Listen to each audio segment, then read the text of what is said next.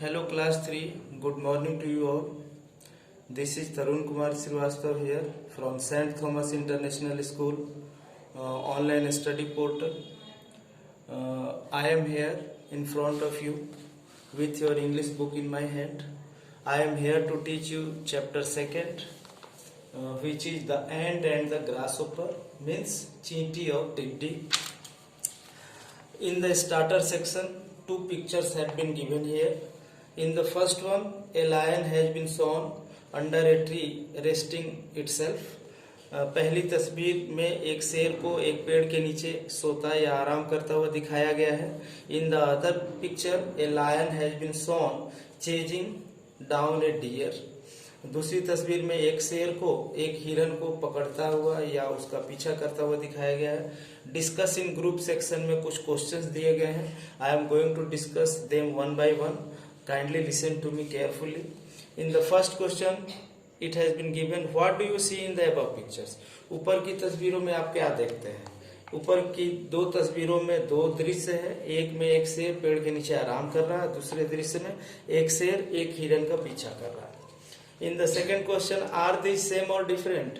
दूसरा क्वेश्चन ये पूछ रहा है क्या दोनों तस्वीरें एक जैसी हैं या अलग अलग हैं. दोनों तस्वीरें बिल्कुल अलग अलग हैं. तीसरा क्वेश्चन है, which of this two line seems to be lazier, why do you think so. इन दोनों तस्वीरों में जो दो शेर दिखाए गए उसमें कौन सा ज्यादा आलसी है, आपको ऐसा क्यों लगता है. दूसरी तस्वीर में जो शेर है वो तो किसी हिरन का पीछा कर रहा है, तो वो तो आलसी नहीं हुआ. और पहली तस्वीर में चूंकि शेर चुपचाप से आराम कर रहा है इसलिए आलसी लग रहा है. The last question is, do you know the meaning of the proverb a sleeping lion catches no deer. क्या आपको मालूम है एक प्रोवर्ब है a sleeping lion catches no deer. Proverb में कहावत होता है. हालांकि इस प्रोवर्ब का लिटरल मीनिंग भी वही है जो इस कहावत का अर्थ है. सोता हुआ शेर किसी हिरन को नहीं पकड़ सकता है. इसका अर्थ है अगर हम हाथ पर हाथ धरे बैठे रहेंगे तो हम जीवन में सफल नहीं हो पाएंगे, या हम आलस दिखाएंगे तो हमारा मकसद या हमारा काम पूरा नहीं हो पाएगा. तो हमको एक हिंट या ग्लिम्स तो मिल गया होगा कि ये चैप्टर किस तरफ जाएगा. इंडस्ट्रियस होना या लेजी होना, इसका क्या अंतर है, किस चीज का फायदा है हमारे जीवन में, उस बारे में ही शायद ये चैप्टर बात करने वाला है. I move on. Now read the story. अब कहानी पढ़ना चाहिए. Those were summer days. गर्मियों के दिन थे. The weather was warm and comfortable. मौसम जो था वो काफी गर्म और आरामदेह था. There lived a lazy grasshopper who loved eating, singing, dancing and playing his violin. एक आलसी टिड्डा था जो हमेशा खाना, नृत्य करना, गाना और अपना वायलिन बजाना यानी आनंद करने में ही व्यस्त रहता था. One day he sat on a twig of a plant and was sipping nectar from flowers and eating leaves. एक दिन वह एक पेड़ की एक छोटी सी डाल पर बैठा था और फूलों का रस चूस रहा था और पत्तियों को खा रहा था. Then he beheld a colony of ants where all ants were toiling for collecting food. तब अचानक उसने एक चींटियों का एक झुंड देखा जो बहुत परिश्रम कर रहे थे, मेहनत कर रहे थे और अपना भोजन जमा कर रहे थे. He was perplexed to see them working instead of enjoying and having fun. उसे इस बात का आश्चर्य हो रहा था. वो समझ नहीं पा रहा था कि ये चींटियां इतनी मेहनत क्यों कर रही हैं जबकि इन्हें खाना पीना आनंद उठाना चाहिए. He sneered at them. वो उनको देखकर हंसा. Then he went to an ant who had his fruit cart stuck in the mud and said, "Oh, there is food on every tree."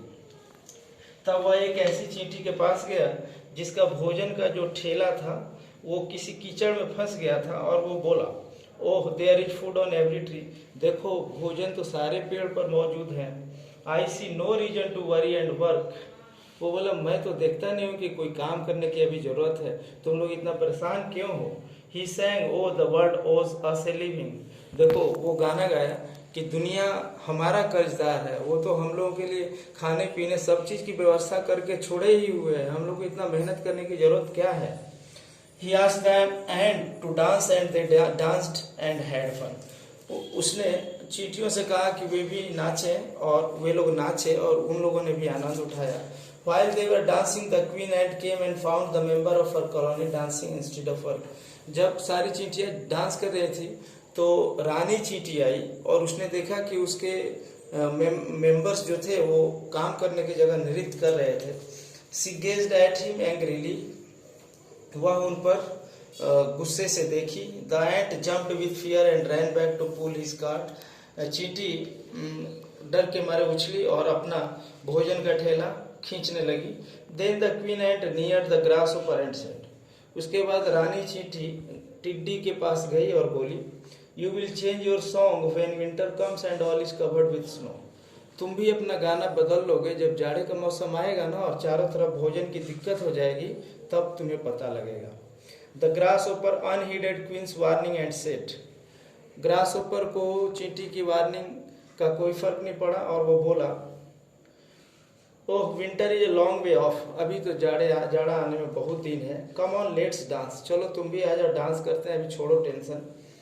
Oh the world owes us a living. और इस तरह से वो dance करता रहा, गाना गाता रहा कि दुनिया में बहुत कुछ पड़ा हुआ है, इतना काम करने की क्या जरूरत है.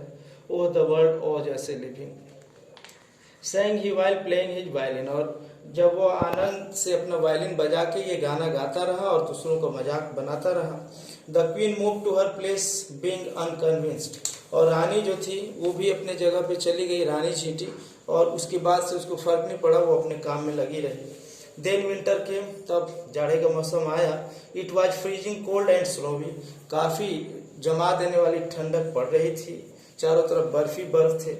The grasshopper was looking for food being hungry. टिड्डी जो थी अब भोजन के लिए इधर उधर भटक रहा था टिड्डा, क्योंकि भूख भी लगी थी उसको. There was no food. अब तो चूंकि स्नोवी मौसम था, विंटरी मौसम था, तो चारों तरफ स्नोफॉल हो रहा था, तो खाना उतनी आसानी से मिल नहीं पा रहा था, इससे काफी भूख लगी थी. He wore an overcoat, a cap, muffler, gloves and boots. Still he was stressed due to cold. उसके पास पहनने के लिए, तन ढकने के लिए सब कुछ थे. ओवरकोट, टोपी, मफलर, ग्लव्स, बूट्स सब था, लेकिन वो ठंड से फिर भी परेशान था क्योंकि उसके शरीर में भोजन नहीं गया. The last page is here. He found a leaf but it blew away. उसे एक पत्ती मिली लेकिन वो भी उड़ गई. He had a miserable condition. उसकी स्थिति बहुत दयनीय हो गई. He struggle to survive. वो जीवन बचाने के लिए संघर्ष करने लगा. He turned weaker due to cold and hunger. भूख और ठंडक से वो और ज्यादा कमजोर होता गया. He was at the verge of dying when he found the ants palace. वो अब मरने के कगार पर था जब उसी समय उसे चींटियों का महल या रहने का जगह दिख गया. The view instilled in him some energy and hope. ये चींटियों का जो घर देखकर उसके अंदर थोड़ी सी ऊर्जा और उम्मीद जगी. He put his best efforts to reach the door. उसने घर तक, दरवाजे तक पहुंचने की पूरी कोशिश की. And saw through the glass window that the ants were having wonderful time, having grand feast and celebration. और खिड़की से उसने देखा कि चींटियां तो खूब उत्सव मना रहे हैं, खूब बढ़िया से खा पी रहे हैं. He had great urge to go in, but as soon as he knocked at the door, he was frozen. उसकी खूब गहरी इच्छा हो रही थी कि वो भी अंदर जाए, और जैसे ही उसने दरवाजा खटखटाया वो ठंड के मारे जम गया. The ants had heard the knock, so they came out and saw the wretched grasshopper and took him in. चींटियों ने दरवाजे पर एक बार की खटखटाहट की आवाज सुन ली थी. उन्होंने दरवाजा खोला तो देखा कि ये बेचारा टिड्डी जो है वो उसका हालत खराब है, और चींटियों ने उसे अंदर ले लिया. They warmed him up using hot water. गर्म पानी से उसे थोड़ी उसकी प्यास बुझाई गई. Warm blanket and feeding him soup. गर्म ओढ़ने के लिए कंबल और पीने के लिए गर्म सूप दिया. He saw queen coming to him and he felt guilty and requested. टिड्डी ने देखा कि रानी चींटी उसके पास आ रही है, उसको बड़ा अफसोस हुआ. उसने प्रार्थना किया, o wise queen please don't throw me out. हे बुद्धिमान चींटी रानी, मुझे बाहर मत फेंकवाना. Please give me a chance. कृपया मुझे एक मौका और दो. Queen said with ants only those who work may stay to take your violin. रानी चींटी बोली, चींटियों के साथ जो सिर्फ काम करते हैं सिर्फ वही रहते हैं, इसीलिए मैं तुम्हारी वायलिन ले लेती हूँ. He thought that she asked him to leave and so he picked up his violin. तो उसे ये लगा, सो टेक योर वायलिन, ऊपर के लाइन में वो बोल रहा है अपना वायलिन ले लो और तुम निकलो। उसने सोचा कि रानी चींटी बोल रही है कि वो चला जाए, इसलिए उसने वायलिन उठा लिया। Queen continued and play. रानी ऐसे बोलती रही और बोली कि अब जाओ खेलते रहो। He jumped up with exuberance and thanked queen and played his violin. उसने वो उछला, उसको बहुत खुशी का एहसास हुआ कि रानी उसको भगा नहीं रही है। उसने रानी का धन्यवाद किया और उसने फिर वहाँ वायलिन बजाया। He sang a different song this time. इस बार वो जो गाना गाया वो दूसरा गाना गाया। I owe the world a living. वो बोल रहा है कि इस संसार में मेरे पर कर्ज है, अगर मैं कुछ काम करूँगा तो मुझे जीने का सहारा मिलेगा, खाना पीना मिलेगा। I owe the world a living. मुझे इस धरती पर मेरे ऊपर कर्ज है, मुझे काम करना पड़ेगा, तब जाके मेरी जीविका चलेगी। I have been a fool the whole year long and now I am singing a different song. मैं पूरे साल भर बेवकूफ़ रहा, मैं गलत कामों में व्यस्त रहा, अब मुझे बुद्धि आ गई है, इसलिए मैं अब अलग गाना गा रहा हूँ। You were right and I was wrong. आप लोग सब सही थे और मैं गलत था। और इस तरह से टिड्डी को समझदारी डेवलप होती है और वो भी इंडस्ट्रियस बनने की कोशिश करता है, मेहनत करने की कोशिश करता है।